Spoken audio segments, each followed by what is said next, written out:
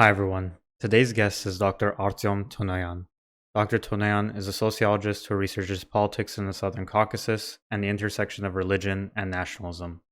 We discuss Christian nationalism, Armenian nationalism, Protestantism and the Orthodoxy, the current church and state relationship in Armenia, his new book, Black Garden Aflame, the Nagorno-Karabakh Conflict in the Soviet and Russian Press, which is linked in the description, and we discuss much more.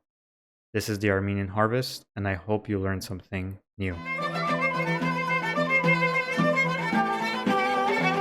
The first thing I wanted to ask, so your research is on nationalism, the intersection between nationalism and religion, and then politics in the Southern Caucasus. I want to talk about all of those things. So why don't we just start with nationalism? First, what is nationalism? Uh, well, there is different ways of describing what nationalism is, but it is, to put it shortly, is a political project of an ethnic group or a religious group that come together and they want to have a state of their own to manage their own affairs. And it's usually based on an ideological line of thought or a conglomeration of ideologies that basically give legitimization to their political aspirations. But it is a project essentially that tries to bring together a group of people around one idea, usually around the idea of a nation, and try to essentially create a political entity where that nation or the elements of that nation are the leaders in the political life of the country.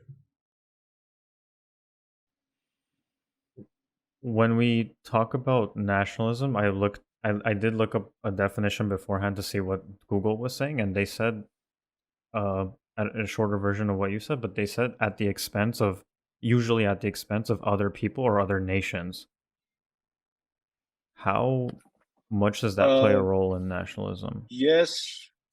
I mean, it depends on, if Armenia is fairly monoethnic, right? In Armenia, right. Armenian nationalism, it may not necessarily have to do with the rejection of other ethnic groups. It just happens that the population of Armenia is 97% or so composed of Armenians. So the Armenian nationalism does not necessarily reject the minorities in its midst, but it doesn't also mean that it does not have the potential to reject and build Armenian nationhood at the expense of the minorities.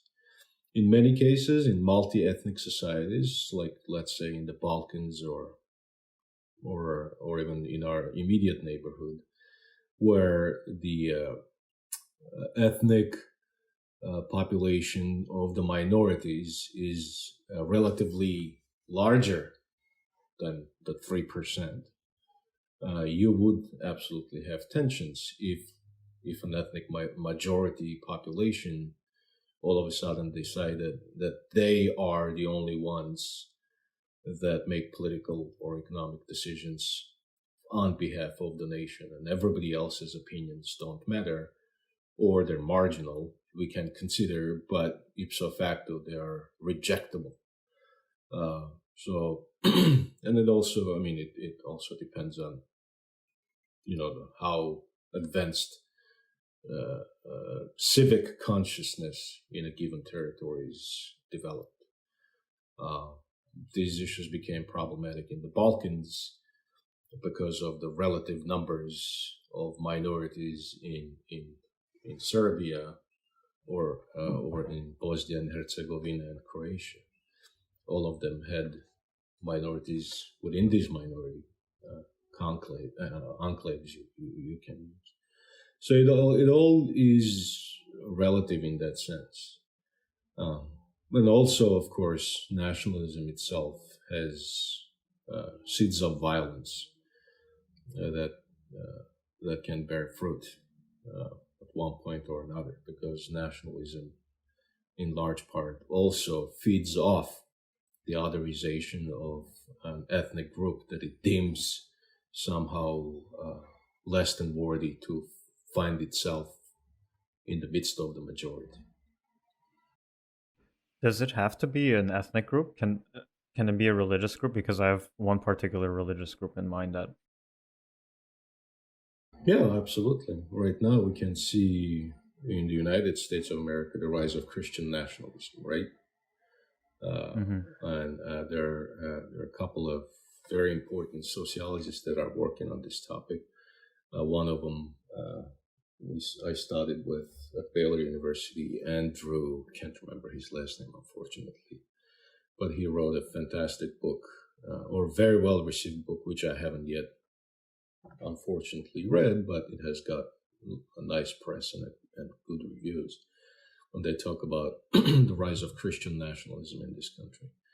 So, what does Christian nationalism in this context mean?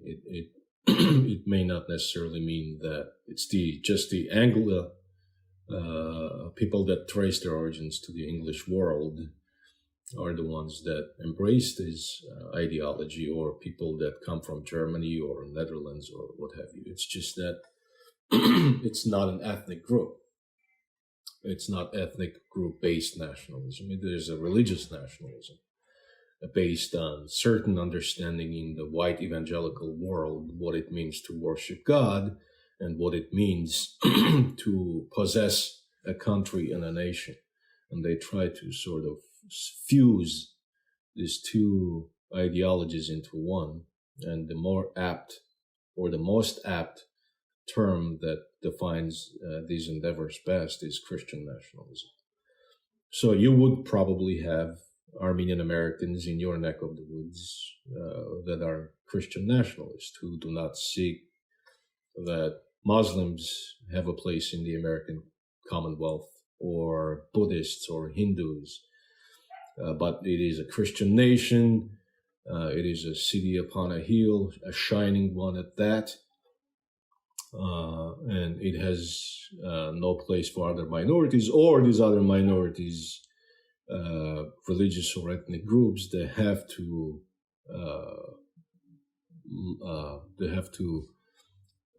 fall in line and embrace this vision of nationhood that is embraced and promulgated by Christian nationalists in this country.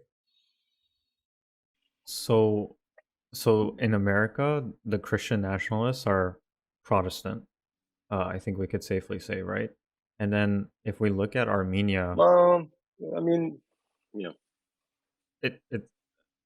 Are they not? Not just Protestants, not just Protestants, but it largely comes out of white American, Anglo-Saxon sort of Protestant milieu.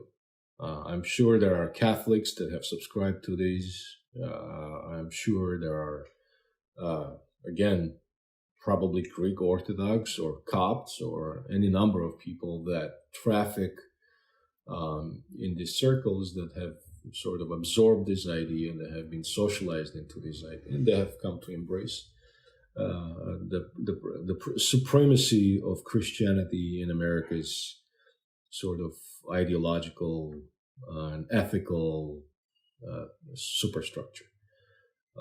Yeah. Okay. So is there a difference? What I wanted to get to is there a difference between the Christian nationalism in America and the Christian nationalism in Armenia?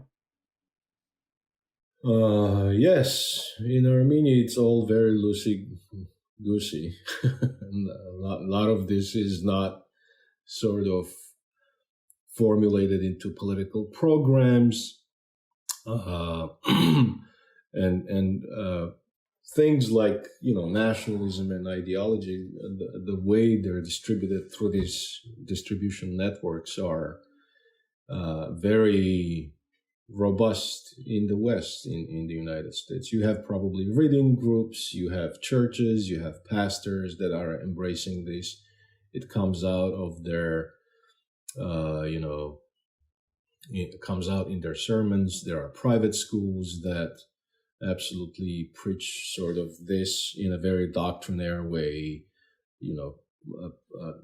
So in Armenia, I don't think there is such a thing as loosely as robust as the American version of Christian nationalism, but the educational system sort of places emphasis on the importance of the Armenian church and the importance of Christianity and the idea that Armenians are the first Christian nation and so on and so forth. But if you really start analyzing and trying to put this into some neat categorical frameworks, it's less robust, it's loosey-goosey, it's malleable.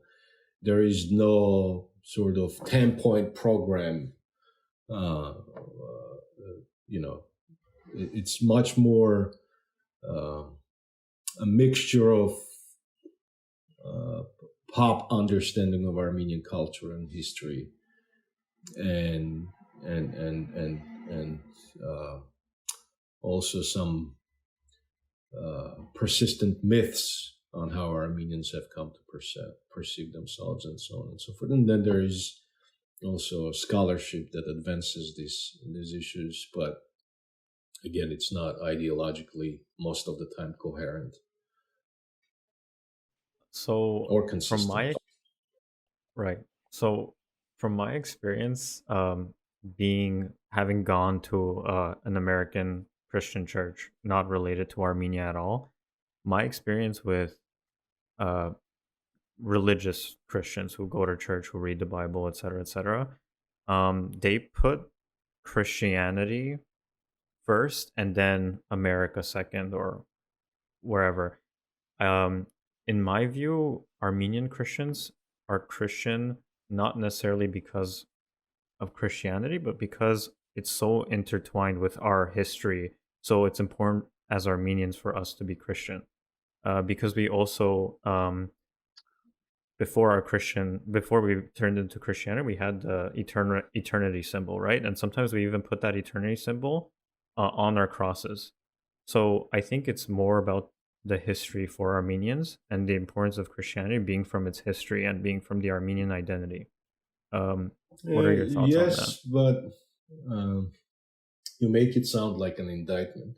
It need not be an indictment. It has, the way Armenia's Christianity the way Christianity has functioned in Armenia was determined by its historical circumstances, right? A lot of this stuff are determined by their historical circumstances and sociological processes undergirding them, right? So the way Christianity spread in Armenia is very much different the way Christianity has come to dominate American political discourse. They're just very different. The Armenian church, the way the Armenian church has come to see itself is very largely dependent on the history of the church and history of the Armenians as a people. The way Christianity came to Armenia, the way Christianity was embraced in Armenia was not this individualistic, pietistic decision making. It was not, the way Protestantism spread, where an individual has to make this very personal decision and accept Jesus in his or her own heart, right?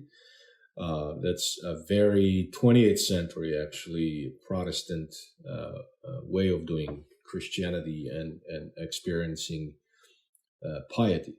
In societies like Armenia or Greece or Russia or Ukraine or in any other Orthodox or traditionally, Catholic countries, a lot of these issues are a lot of piety is not practiced that way.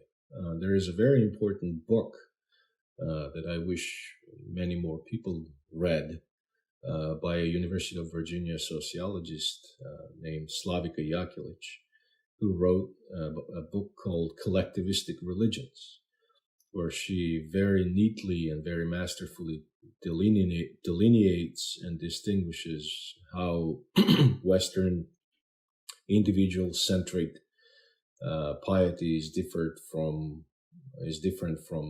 non-Western Christian piety. In many ways, Armenians are Christians because you are born into it. It's not a choice given to you. You grow up with it, and it becomes a very tangible and intangible part of you. It becomes almost second nature. You don't question it, or rather you take it for granted. It's not something to be questioned or jettisoned. And when you start questioning your, this heritage that you are born into, when you start jettisoning the tradition that you were born into, then you become sort of this apostate from the tradition, and in many cases you become a heretic. Like the Armenian Protestants in the Ottoman Empire, right? The Armenians were Orthodox. The Protestant missionaries come, and what happens within a couple of generations, a lot of Armenians convert. They make this individual decision to convert from Armenian Orthodoxy into a version of American Protestantism. And what happened? The Archbishop proclaimed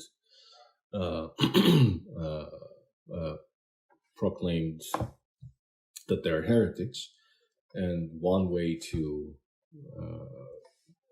and the Protestant millet was created for the Armenians, where they could practice their Protestantism without being under the purview or under the rule of the Armenian Archbishop. And so these are very, very fine points that I wish many more people understood that they did. But it's also very important on how Armenians have come to look at their own Christianity. Why did the bishop call them heretics though? Because it shouldn't differ that much, right? What's the key defining factor that differs the Protestants from the Orthodox? Well, there are, it's not why, but why not?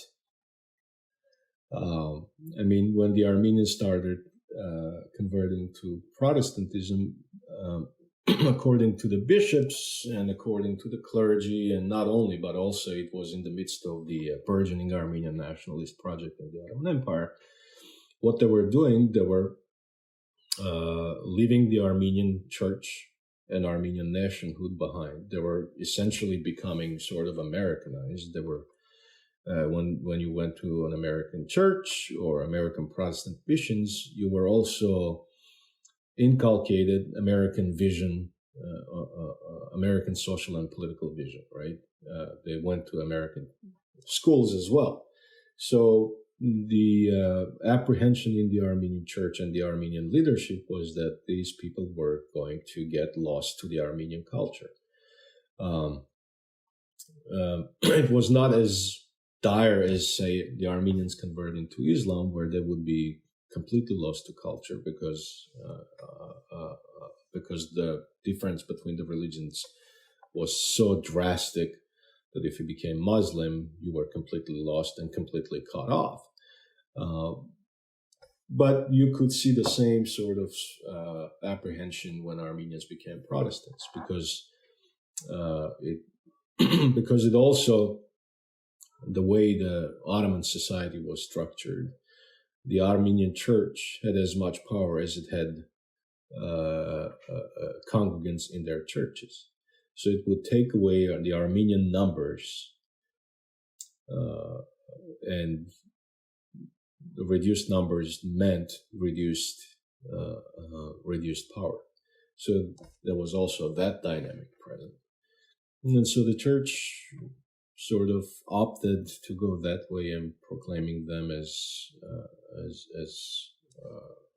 recalcitrant apostates. And that they had no business with Armenian nationhood and so on and so forth. But some very important Armenian Protestants come out, right? Soghomon Tehlerian, for instance, is an Armenian Protestant, the guy who gunned Talyat Pasha. Okay. I mean, and in the 20th century, Armenian evangelicals gained traction in the Armenian political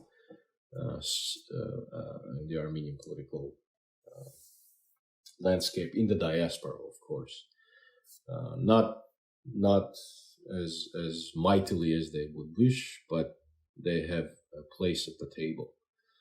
They're not completely shunned or overlooked, especially in the diaspora.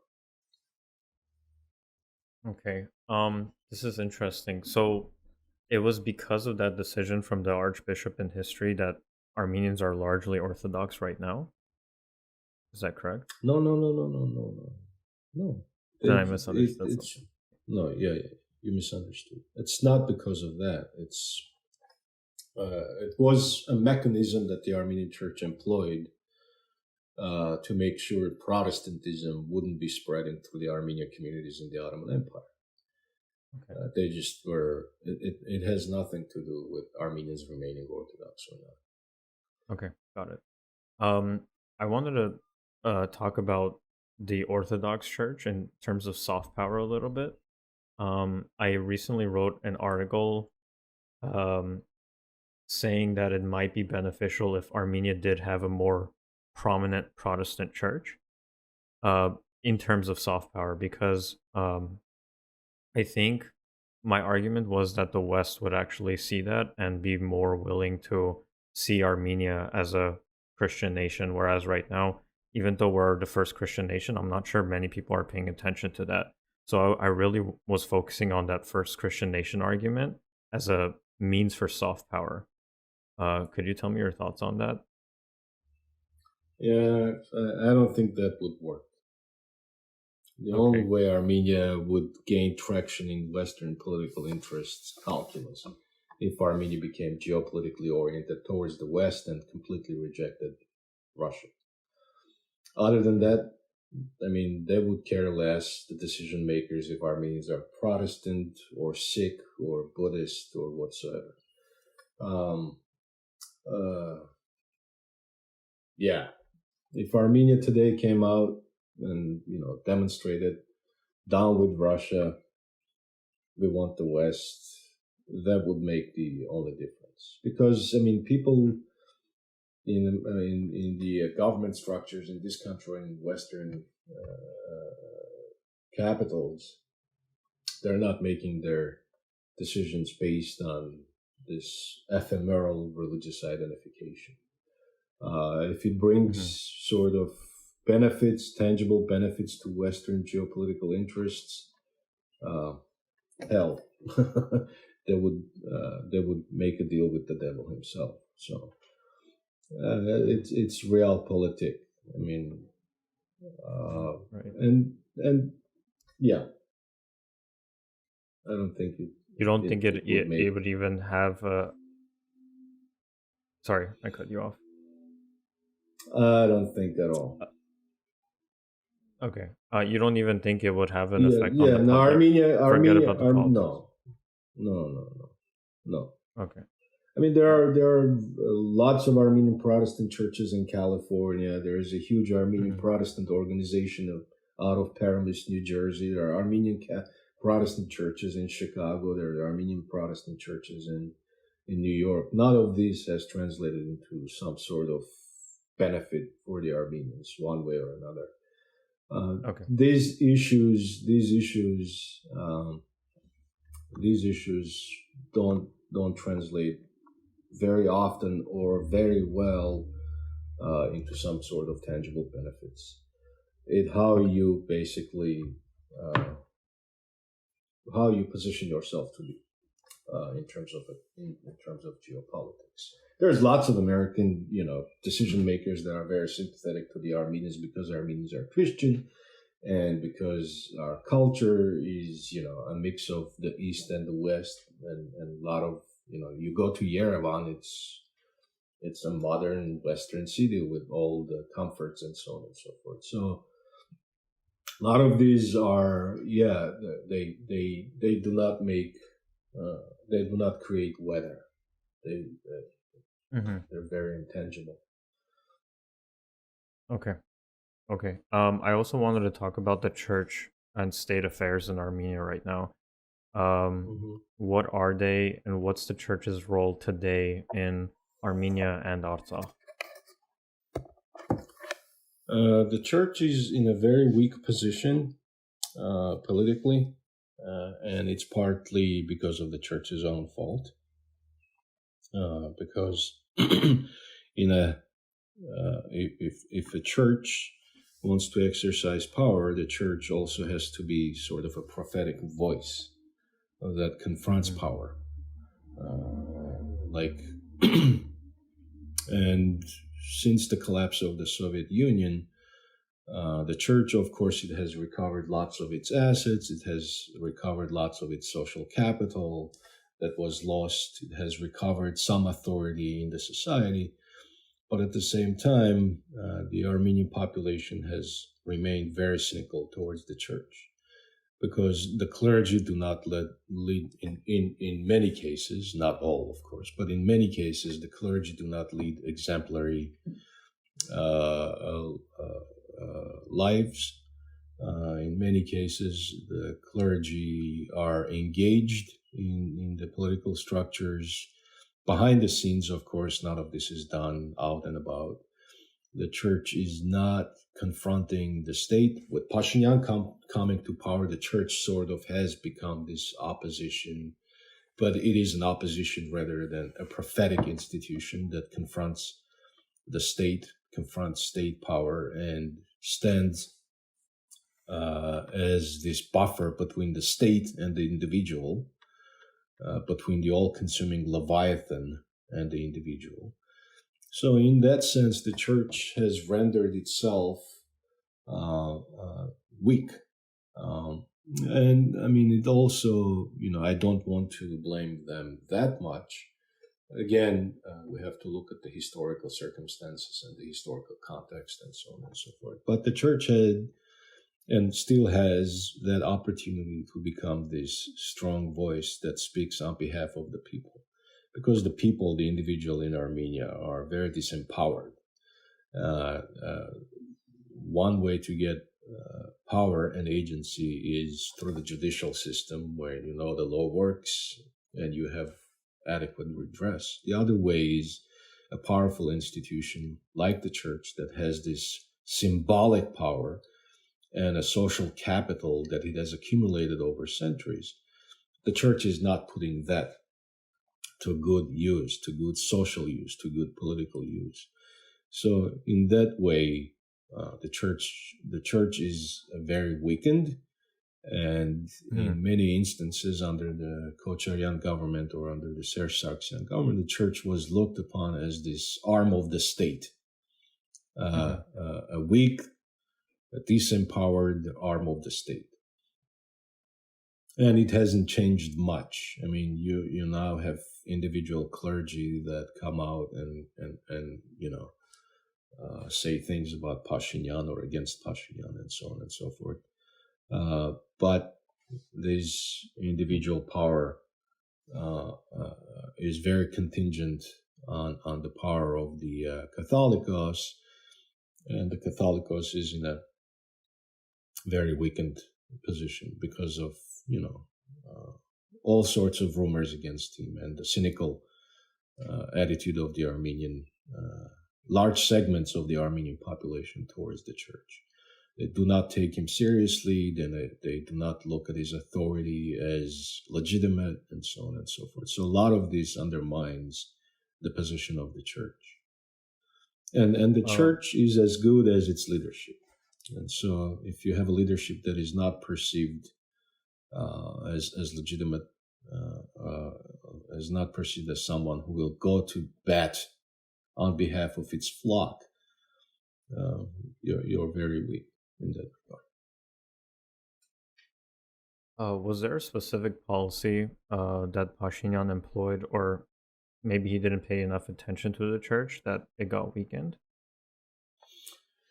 No, Pashinyan's problem is different. It's not that Pashinyan didn't pay attention to the church. Pashinyan is very hubristic, and he's very triumphalist. On a few occasions, he has compared himself to Pap Takabor, the king Pap, who decimated the Armenian church, right? Who weakened the Armenian church, and so on and so forth. So Pashinyan, he thought he came to power. He can also bend the church to his will. But the church proved to be resilient because Pashinyan is not perceived among a lot of the senior leadership clergy as having legitimate power himself. So these are two, it's an immovable force meeting. I don't remember now that immovable force meeting something. Two strong-willed individuals sort of trying to hash it out, and who's losing in the midst of it is the Armenian people.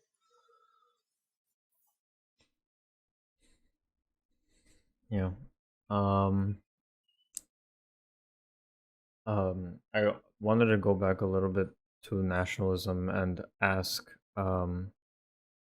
is there a difference between the nationalism in Armenia now, and presently, and in its past?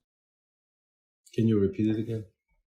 Is the nationalistic parties or nationalism in Armenia, the ideology itself, is it different now than in the past? Yes, it's emptier now. The Armenian the Armenian nationalist project that emerged in late 80s and early 90s, it had strong ideological foundations. They knew what they wanted. It had many vectors. It had its cornerstone Armenia's independence from the Soviet Union. Also, it had at its cornerstone the Armenian cause, justice for the victims of the Armenian genocide, right?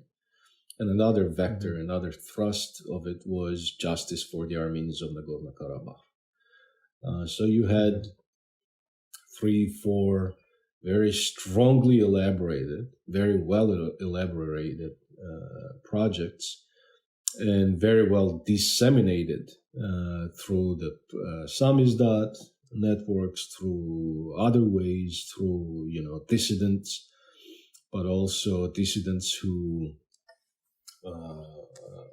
were still in universities and colleges, was disseminated through some fine poetry. This was the time when Hovannes Shiraz was still writing. This was the time when Silva Kapityan were still writing. So these were lots of intellectual ferment was happening with the Armenian Nationalist Project in 1980s and 1990s. Well, after the war, all of this became less relevant. It all became about the economy. Well, it all became about accumulating wealth and so on and so forth. The educational system was decimated. Lots of good, fine thinkers left the country. And then you had this period of not intellectual ferment, but intellectual rot, which took away some of the ideas and ideological foundations that the country was supposed to be built upon, right? And so what you have now is not a very elaborate nationalist thought. It's not very forward-looking. It's very retroactive. I was telling a friend recently that Armenians make very lousy revolutionaries because our vision of the future is really a hindsight. We always look back. We don't look we're not so much forward-looking as collectives. That's what I meant. Because we're just looking at the past. We drive the car always looking in the rear mirror, as it were. So a lot of this is, and so what you have is current nationalists that try to formulate something. Number one, I detect very unfortunate elements in Armenian nationalism, on Armenian nationalist thought. They've become very virulent and towards the others, towards Azeris and Turks. Like the level of discourse towards these groups is sometimes just unacceptable to me.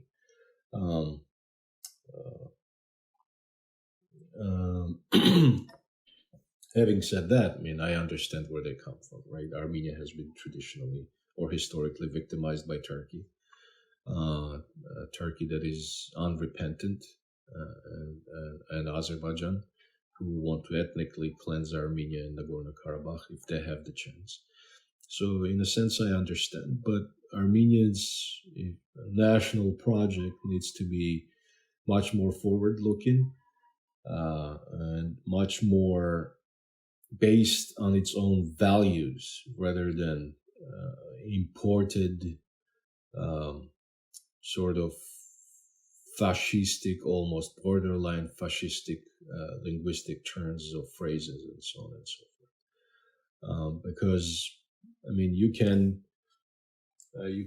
have so much progress only so much based on these slogans and cheap shots and so on and so forth. So what has happened to Armenian nationalism is slogans have replaced ideology. So it's not elaborate. It's wayward. They have no idea what they want to do, or they do, but very powerless and so on and so forth. What do you think, in your opinion, is the way we can cultivate the intellectual society again? Cultivate what society? The intellectual society. Oh, just burn down the Ministry of Education and build it anew. I say this figuratively, but maybe not. I mean, the Ministry of Education is in shambles. The educational system is in shambles. Teachers are badly prepared. The Armenian textbooks you read, it gives you nightmares. So don't read it unless you're comfortable with nightmares. Substandard textbooks, substandard educational material, extracurricular activities that have nothing to do with building character or intellectual abilities. So all of it needs to be completely revamped. And I mean, there are better models that can be borrowed, but that's the fear that is Armenia up to the task, because it will not happen overnight. It will not happen in 10 years. It's a very long-term project, and Armenians are notoriously short on patience. So if something doesn't work right now, or doesn't look like it may work right now, just ditch it and go to the next one. So what it needs is leadership that explains the importance of the long term, la longue durée, as the French call it, and that it's important that we may not see the fruits of our labors today, but our children and grandchildren will do. I mean, you have all these oligarchs and billionaires. I've been living in this country for almost 24 years now, and one thing that has always been not shocking, but something that's super impressive about the American educational system. Forget about the price, the idiotic, exorbitant price that students now have to pay to go to school and come out of school with $200,000 in debt to teach history in a middle of nowhere high school in the Midwest. Forget about all that. But when you have people that become somebody, like, I don't know, millionaire, billionaire, gazillionaire, they always try to give back to their colleges. I went to Baylor University. Most of Baylor University, most of the famous alumni that come out of Baylor University, they give money to the school. They build learning centers. They build, I don't know, tennis courts, something. They give back to the community that nurtured their creativity and helped them to become somebody in life and make money. And what do we have Armenian oligarchs do? They buy lions from Africa. So instead of buying lions and then any number of stupid stuff, invest in education, invest in the college, in the university. I mean, you go to Yerevan State University and you enter some of the toilets a couple of years ago. Like, goodness me. Like, you don't have $2 million to give to the university. I don't know, sponsor repairs of the toilets in Yerevan State University or the Academy of Science. Invest in education. No, I mean, they're going to buy yachts. They're doing this, they're doing that. They're not investing in the future of the people because there is no sense of the common good among the Armenian political elite. There is no sense of the common good. There is no, there are people that think about this. There are people that suffer, nightmares thinking about the future of the country. But people that could do something like that are far and few in between. I mean, Gagik Tsarukyan, for heaven's sake, building a 30-meter statue of Jesus. For what? Spending $5-6 million. $5-6 million would make a great scientific contribution to, give the money to the Physics Institute, spur intellectual ferment, bring scientists. Lots of Armenian scientists and scholars would love to come back. Do you think I love Minnesota? And that's why I'm sitting here? No. Because I was able to pursue scholarship here. But if I had the chance to be doing the same thing I was doing here, I'd move in a heartbeat. But people don't think about it. And now I'm ranting, and I'm not giving you any sociological insight. Do you... Oh, it's okay. It was a good rant. Do you think because they're not investing back into educational institutions because there's a distrust that the administration will misuse the money? Put your own people. There is an easy way. Put somebody who you trust. Say, okay, Yerevan State University, I'm giving you $10 million. It's like a tenth of my tenth. Okay, I'll give you a tithe of my earnings from this year, $10 million, for instance. And I want, I don't know, Joe Schmoyan to be running the funds because I don't trust you, or I trust you, but not so much. I mean, all of this is doable. Where there is a will, there is a way, right? The great American saying. All of this is doable. Mm-hmm. All of this can be compromised. Compromises can be reached. And you can put in place a monitoring mechanism and so on and so forth. Well, all of this is very easily done. It's just that a lot of these people are just greedy bastards. He wants to go to Dubai and, instead of making sure that an Armenian kid from Lori succeeds and discovers, God forbid, Shakespeare, for instance, or any number of things, or some particle in the physical universe. and also it's so intangible for them that they don't see any material benefit that happens within their lifetime, so they don't think about it. So, and I like, how do you even make somebody who doesn't see further than its nose or further than its private zoo, that something like this is very important. But for him, it's much more important to have a private house or a private island of Dubai than, encourage entrepreneurship, original thinking, out of the box thinking in his own country, in his own backyard. Okay. Yeah.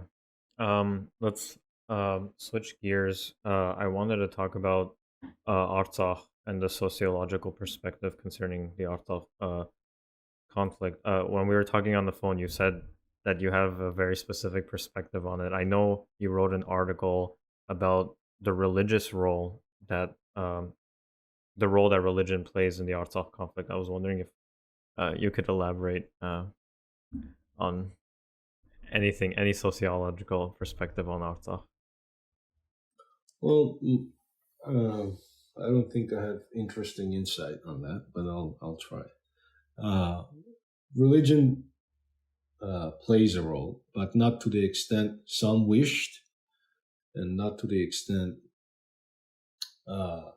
some wish it didn't. Religion is a very important sociological phenomenon, whether it's an institutional religion or whether it is an individual belief. Okay, and religion, by its very nature, when it enters into the political domain, it makes itself available to be manipulated, because political entrepreneurs are much more savvy than religious entrepreneurs, because the politicians hold the power, whereas the church doesn't hold power. The church, if it holds any power, it's much more symbolic and social. It doesn't wield political power. So when religion enters a political domain or in a conflictual situation, it sort of willy-nilly makes itself available to all sorts of manipulation and instrumentalization. And you also have to understand that when a religious person enters into a conflictual situation, religion becomes that traditional provider of comfort and meaning. So when we talk about the Nagorno-Karabakh war, yes, of course, the conflict is not over religion. The Azerbaijan didn't declare jihad, and Armenians didn't settle the crusader, horses, and didn't become knights errants and so on and so forth, right? But at the same time, religious leadership in both countries were very, very important figures in articulating reasons for the soldiers that were entering into the battlefield. They say that your death is not meaningless. There is meaning in life. There is meaning in your fight. And this meaning is not just for your own benefit, but it serves some sacred purpose. The sacred purpose being the liberation of the nation from the yoke of evil, and so on and so forth, or the providing a better future for the country, and so on and so forth. So your death is not meaningless. You're not dying for a better economy. You're not dying because you were promised, a full refrigerator with food. You're dying because you're hoping that your life and your death have a meaning. And you will be rewarded at the end of the day for your sacrifice. It's not an empty sacrifice.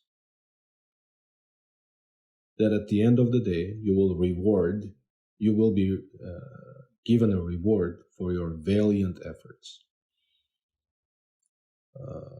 Heroism in this life and paradise in the next. if you will. So that's sort of how religion becomes important in individual, quests and individual conduct in a battlefield, and also collectively. So that's what we talk about when we talk about religion in the conflict in Nagorno-Karabakh.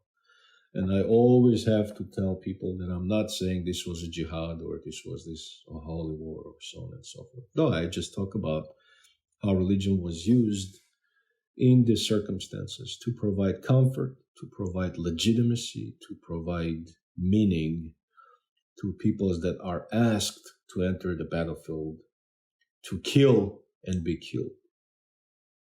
These are very, very serious issues for these people. Nobody goes to war for fun unless, you played so much Call of Duty that you feel like your duty is to, respond to a call to go and fight.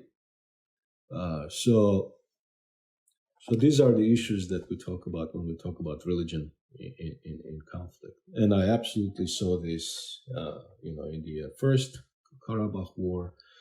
And I absolutely saw this happen in the Second Karabakh War. And as a sociologist who is very well read in history, things like these are very, very always. I find myself attracted to these visuals, to these to these issues, and I try to understand, and I try to draw sociological and social psychological and socio-historical insight from it as a scholar. And as a religious person myself, so it's very important, sort of for me, to understand sort of the mental state, to understand also the institutional manipulation by governments, and so on and so forth. Does Muslim nationalism exist in Azerbaijan, though? I wouldn't say Muslim nationalism exists in Azerbaijan. Probably does in certain segments. Probably, some sort of supremacist ideology exists. But Azerbaijan's nationalism is very ethnocentric nationalism with elements of religiosity sprinkled here and there. And Azerbaijan is right now in the midst of sort of a watershed in terms of how their national and nationalist project will develop further, because right now religion doesn't matter. Only Ilham Aliyev matters. Nothing else matters. It's whatever Aliyev says. He has assumed this position in the Azerbaijani society that through his own systems of manipulation and so on and so forth, that his authority is unquestioned and unquestionable and should remain so, and the authority of his family. So it's as if it's Aliyev family, then God, then whatever comes next. And it's the project of the Azerbaijan's political elites. They have been very successful with it. They have tried to create Islamic model based on the Turkish model, where Islam, they're creating a state Islam, a state sanctioned Islam that is not beholden for authority towards Iranian clergy, because Azerbaijan is by and large a Shia country. Also, we have to keep that in mind. So, and they're creating structures where they are defanging individual Islamic orders and so on and so forth. They want to make sure that the clergy in Azerbaijan, they have the state seal of approval on them, and so they create madrasas run by the state or controlled by the state, where dissident ideology is not promulgated, where the authority of the Aliyev clan or the Aliyev family is not questioned. So they just want to make sure that whatever sermons that are being preached in Azeri mosques, they are orthodox in terms of what Aliyevs think is orthodoxy, and it's not in terms of what Islamic jurisprudence think or Islamic theologians think is orthodoxy. And of course, in a lot of this, Armenians are being vilified.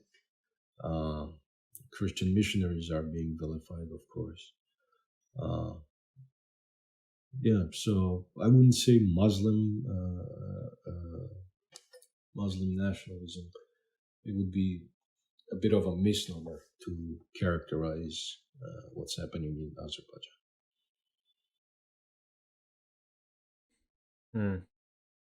I want to say something about the Azerbaijani political field there. So I was studying Azerbaijani members of parliament on Twitter just every day, almost every day, maybe an hour or two. I was just studying what they would say, and they're even the opposition in Azerbaijan, they hate Armenians.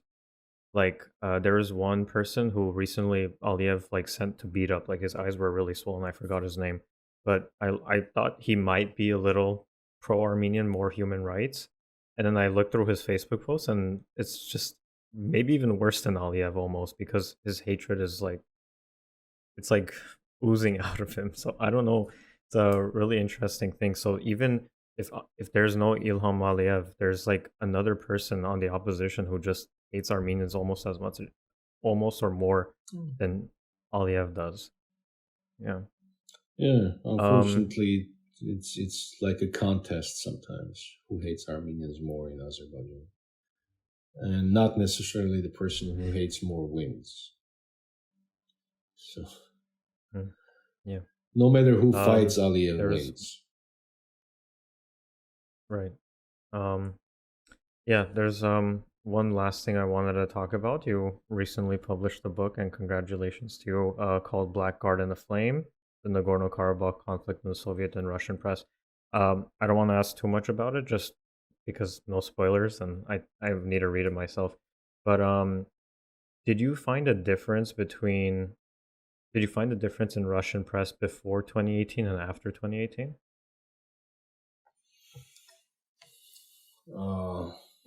Yes.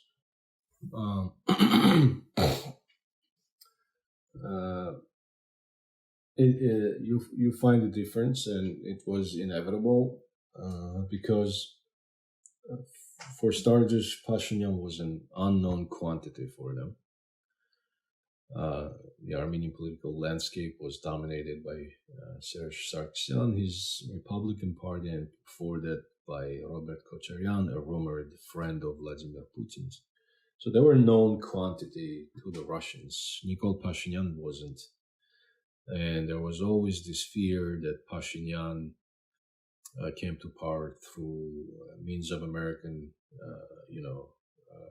mechanisms of implementing color revolutions, and Pashinyan is going to take Armenia away from Russia and asked the Russian troops to leave Armenia and so on and so forth, which would shrink Russia's ability to project power in the region.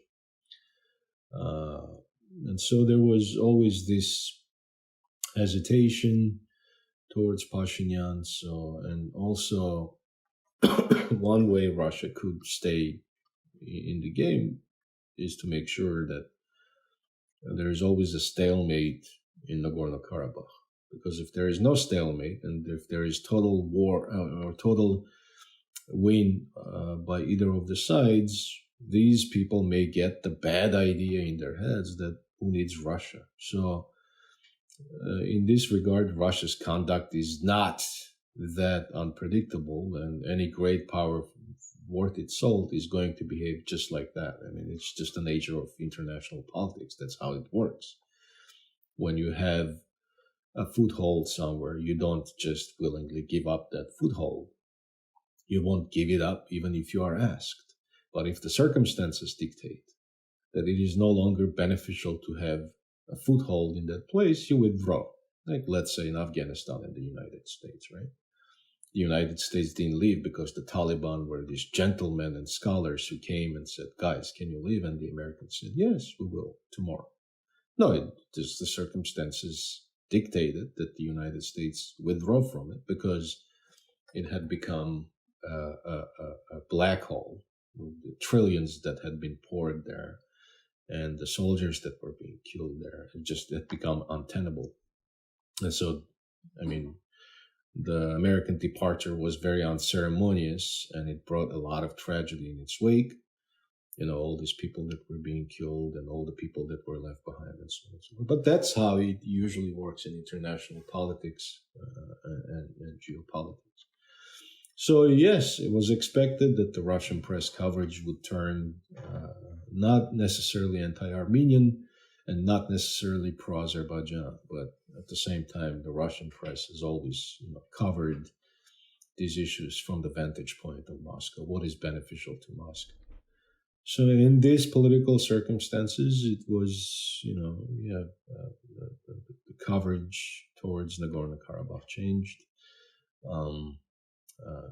even to the degree that some articles came out that sounded more like blackmail than opinion pieces. Yeah. Okay. That's all for my questions, Dr. Tonoyan. So I want to make since this is a new podcast, I want to make a tradition of asking the guests to read their favorite Armenian poem at the end of the episode. I'd really love it if you could read your favorite poem. Sure, just let me pull it out. Okay. So it's a poem by Parul Sevak,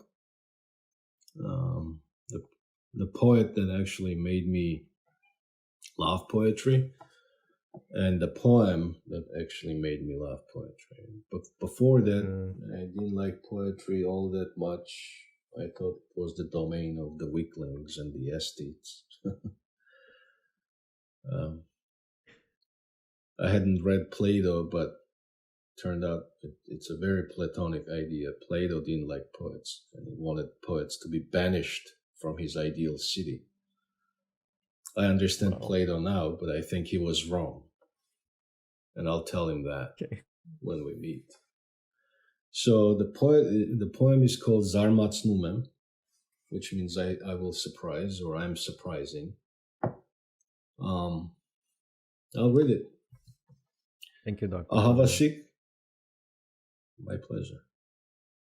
Ahavasիկ այս խնձորը, մեղրածորը, կամ այս տեղծը, անծառակերտ անստեղծը։ Սա մի պատարը կերպարափոխված արեգակ է։ Զովությունը այստեղ դարձել նրա տակը, հոսուն հուրը ստացել է մի հստակ ձև։ Շողն ու լույսը փոխվել գույնի, համ ստացել։ Եվ այս գիտեք ինչի համար։ Միայն նրա, որ մեզ համար արեգակը դառնա հարմար, որ այս տեղծը պոգենք հիմա, աղվամազոտ տուն չշոյենք, այս խնձորով նախ հիանանք, այս կողմ շուռ տանք, այն կողմ շրջենք, եւ թե հանկարծ սրտներս ուզի, ոչ այս, ոչ այն բռնենք, կրծենք, տարօրինակ բան չեք կարծում, որ արև է մարդը կրծում. And that is Parul Sevak. He takes an apple, he takes an apricot, apricot? No, a peach. And he transforms in a very, very masterful way in convincing you that you are taking a bite not from a fruit but from the sun, because all these fruits contain in themselves elements of the sun. So when I read that in about 6th or 7th grade, I was like, oh my gosh. And that sense of wonder about reading poetry has remained since. So every day I read poetry. And I suggest everyone to do it. It makes your life that much worth living, I think. Or at least, it deceives you into believing that. Okay. All right. For those that are just listening, I'm like beaming with happiness. Thank you, Dr. Tonayan. My pleasure.